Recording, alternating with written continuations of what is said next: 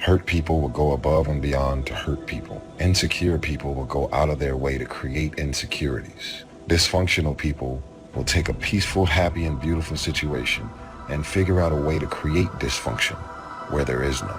What we should do when somebody does us wrong, forgive them and let it drop. Leave it and let it go.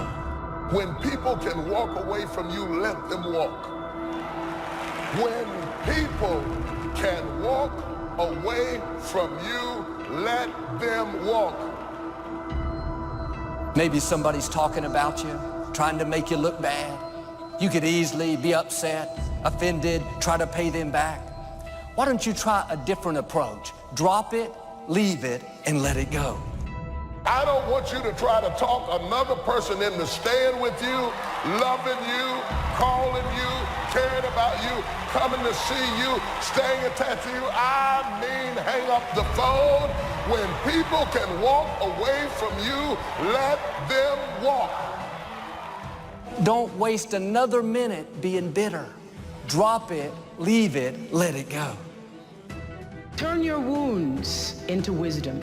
You will be wounded many times in your life. You'll make mistakes. Some people will call them failures. But I have learned that failure is really God's way of saying, excuse me, you're moving in the wrong direction. You literally are your surroundings. If you have a problem with your life, you should have a problem with the people in your life. You're going left, and they're going right.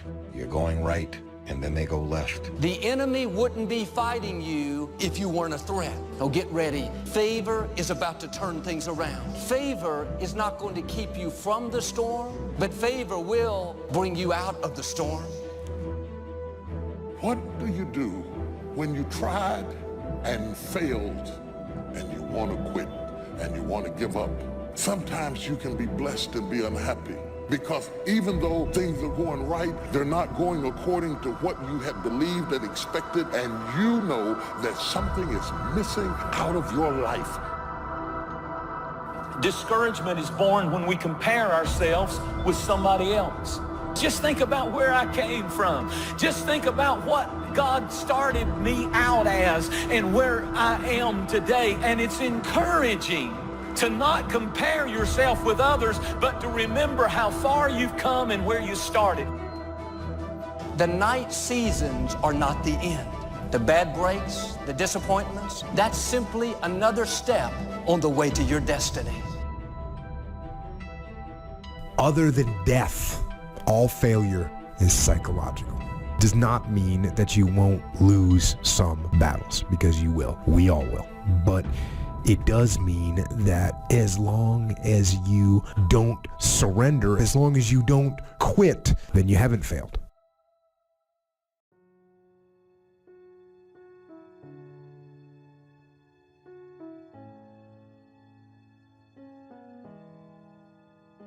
There are moments in our lives that we feel completely alone. We feel as though no one knows what we're going through. It is because of the uniqueness of the challenges that confront you are so unique to you that you feel like I'm up against it all by myself. It's an uphill battle. And along that road, you're not going to see too many friends. You're going to see your shadow most often. See, the thing is, for many people, they've tried the same path you're on, and they failed. As you walk this journey, you're going to see carcasses all over the place of people that didn't quite have it. Is that your success is like a spotlight shining down on their missed opportunities. Success, many will love you for it. The majority will hate you because your success reminds them of where they could have done it, but they came up short and how they didn't revisit it. The difference between a winner and a loser, the failure's there every single time. It's just the winner gets back up and does it again until it goes his way. So now you're down that path and you're all alone. And generally, that type of circumstance is born because it's not because you don't have anybody to talk to, but can you trust them? Eventually, even the most disciplined amongst us, the corners of your mouth will droop down. Your smile will turn into a frown. Eventually, even if you have to wait till everybody's gone to sleep, a tear will run across the bridge of your nose because you're dealing with stuff that is so deep and so complicated that you feel like you're in it by yourself. But you are not alone in the battle. You're not alone in the struggle, that God has a strategy. And when it's all over, you're going to see that even though you couldn't see him, he was there all the time. I promise you guys, if today you never say good enough, tomorrow you'll always have enough. What I'm saying is the character of who you are. The character defines the success, defines the fame, and it starts right there. Championships aren't won in the theater of the arena. They're won in the thousands of hours in the training room, the labs, and the 5 a.m. runs. When everyone else is sleeping, that's when it's won. The heart of a champion is a light switch that's always on. It doesn't go on and off when someone's watching. It's constant. It begins right now with no one looking, man. And how you hold yourself, how you see yourself. What do you do when no one's watching? If you do it then, I guarantee you, you'll be doing it when everyone's watching.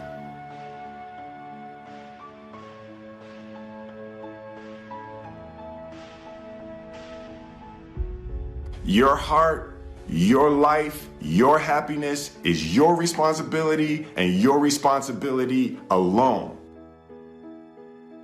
It's not your fault if your partner cheated and ruined your marriage, but it is for damn sure your responsibility to figure out how to take that pain and how to overcome that and build a happy life for yourself. As long as we're pointing the finger and stuck in whose fault something is, you are stuck in suffering. The road to power is in taking responsibility. Take full responsibility for what happens to you. Accepting full responsibility. It's the day you know you've passed from childhood to adulthood. Learn to reap in the fall without apology if you do well, and without complaint if you don't. That's maturity. I used to have that long list of reasons why I wasn't doing well. I blame my negative relatives. They were always putting me down. I blame my cynical neighbors. They're just selfish, looking out for themselves. Won't loan you money? I used to blame the economy. I blamed the community. That's a pretty good list for not doing well, isn't it? The road to power is in taking responsibility. Your heart, your life, your happiness is your responsibility and your responsibility alone. Taking responsibility, accepting responsibility is not an admission of guilt. Taking responsibility is a recognition of the power that you seize when you stop blaming people. It's not like you're letting somebody who wronged you off the hook. Taking responsibility is taking your power back. A few months later, I learned very quickly to tear up my list, reasons for not doing well, and I threw it away. And I got me a fresh piece of paper, and I put one word on it: me. There's a Black Heritage spiritual that says, it's not my mother nor my father, nor my brother nor my sister, but it's me, oh Lord, standing in the need of prayer. It's not what happens, it's what you do. If anything can go wrong, it will. That's one of Murphy's laws. So here's one of the key questions of the evening. Starting tomorrow, what are you going to do that'll make a change in your life's direction? Now see, if you don't do something starting tomorrow that'll make a difference, guess what? Because the next 5 are going to be like the last 5 unless you, major key, tomorrow, change it all. Or change a little, or change something, or don't change. It's choice time. You can do whatever you want. But it's nice to know any day you wish you can change your whole life. We go through the actions of commitment, but we're not really committed. We're not really connected. We're not really joined because we have no understanding of our responsibility to any relationship. You cannot have true relationship without reciprocity. You cannot get into a relationship to get and not give. You collect anniversaries, you've got a lot of birthdays, but you've never been the person that you could be because the could be is locked up behind commitment, and until you're committed, you'll never get the could be. Wonder what would have happened in school if you'd been committed. Wonder what would have happened in your marriage if you'd have really thrown your whole self You've always been casual.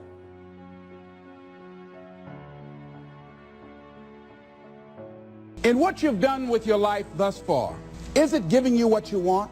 Is it giving you what you want? When you look toward the future, when you look at all that's going on out here, is there some place within yourself you say, hey, I know I need to be out there in that arena. I know I can do more than what I've been doing. Is that something that you begin to look at within yourself? See, I say if you look at your life, and if you're not getting what you want, you owe it to yourself to do something differently. If you're on a job, 85% of Americans go to jobs that they're unhappy. If you're doing something 8 hours a day that you don't like, it's not giving you what you want, it's not giving you a strong feeling of satisfaction and fulfillment. If that's what it is, you owe it to yourself to start strategically working to change directions. Most people will resist change. Most people will fight change as if change would be worse than what they're experiencing. Most people will not challenge the unknown. They won't just step out there. See, there are certain things that's got to be in place. They got to see it all together. And life isn't like that. That's not how you grow. As you begin to look toward the future, begin to know that whatever it takes for you to create that, you got that. You've got genius in you. You've got goodness in you. If you decide to take the initiative to change the current quality of your life, I say to you that you will find that the universe is on your side. Will it be easy? No. Will you have some opposition? Yes. Will I make a lot of mistakes? Yes. See, a lot of people won't try anything different in life because they don't want to get hurt. Pain is everywhere. But most people spend their life not wanting to deal with the pain of rejection, the pain of being disappointed, the pain of being criticized, the pain. That's called life. But guess what? There's no gain without pain. If you don't know exactly what you want, or you let yourself get beyond that into something general, you're not going to achieve it. Clarity is power. You got to know the specific result you're after. What do you want? Why you're doing it? Because you know what? You may get a big goal as soon as I want to make $1 billion. I want to bring peace to the earth. Why? Because as soon as you come up with a goal, all the obstacles show up. So you got to get yourself past that. And the way to get past that is have enough reasons. Reasons come first, answers come second. To ask intelligent, you got to know why you want it, have enough drive to make it happen, enough juice to make it happen. If you don't have enough reasons, you will not make it happen. What is going to get you to actually fall through? Because the first plan's not going to work and the second plan's going to work, so you better have enough plans that if the first two don't work, you still got something else. Otherwise, you're going to be having excuses why it didn't work. That's a pain. Don't you know that's something? When you know, I was in a seminar once and this lady stood up. If I had my life to live over again, she talked about all of the things that she would do. And you can feel the pain of regret in her voice. She was trying not to experience the pain of defeat, the pain of disappointment, the pain of loss, and she still experienced pain. It was right there. Most people are governed by their habits, their fears, and the opinions of others. A lot of people never try anything differently because they have been convinced by people in their lives that they value that they can't do it. They're living within the context of the opinions that other people have of them. The low expectations. Many people doubt themselves because when they thought about doing something at some critical point in their life, somebody they respected and honored, someone they trusted said, you can't do that. And they accepted that.